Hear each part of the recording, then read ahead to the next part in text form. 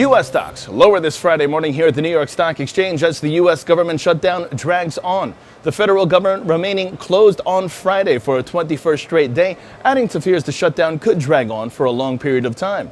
Now, yesterday, President Donald Trump tweeting that he would skip the annual World Economic Forum at Davos later this month due to the shutdown. With all of that, we take a look at the Forex market. The euro-dollar is where we begin. Its key resistance at 115.40. The British pound-US dollar pair sees itself capped by a negative trend line, and it's also in focus as the pair is capped by a declining trend line and by its moving averages. Short positions below 127.80 are favored with targets at 127.05 and 126.80 in extension. The dollar-yen, meanwhile, sees the bias remain bullish, while the Bitcoin dollar sees a rebound towards 38.28 with the pivot point standing at 35.11, and gold sees further upside and is also in focus as it's pushing higher as it stands above its 50-period moving average. Long positions at 12.92 are favored with targets at 12.98 and 13.04 in extension, while silver intraday sees further advance. Don't forget to follow Trading Central on Twitter and other social media networks for all of your Forex market updates. And for Trading Central Web TV from the New York Stock Exchange on this, a Friday morning, I'm James Swinney.